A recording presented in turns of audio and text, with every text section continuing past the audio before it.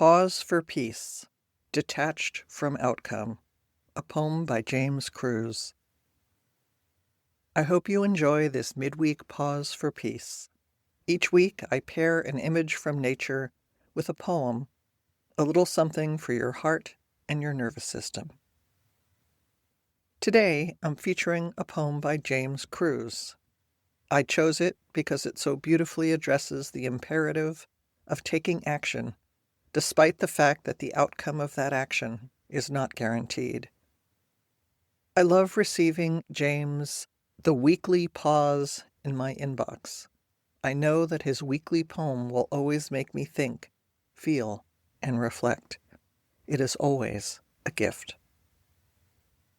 Detached from Outcome by James Cruz.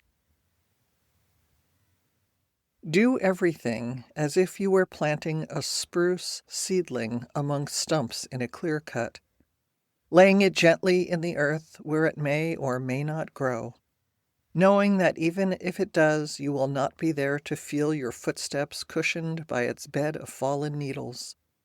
You will not be there to linger in glimmered sunlight slanting on a blanket spread beneath to catch every inch of shade.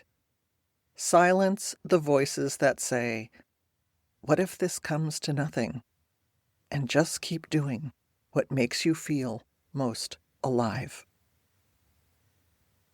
I think that's just fantastic advice for the time we are in. Just keep doing what makes you feel the most alive.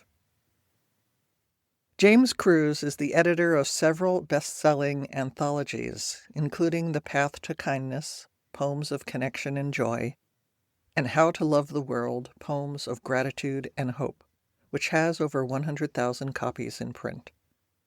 He has been featured in the Washington Post, the Boston Globe, the New York Times Magazine, the New Republic, the Christian Science Monitor, and on NPR's Morning Edition.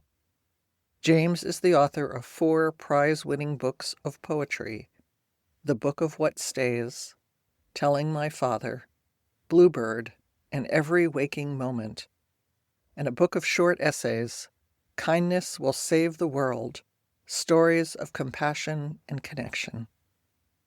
James also speaks and leads workshops on kindness, mindfulness, and writing for self-compassion.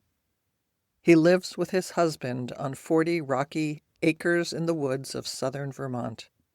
You can read his work on Substack and subscribe to his poems and learn more about his books and teaching on his website. The links will be in the show notes. I'll be back with another poem next week.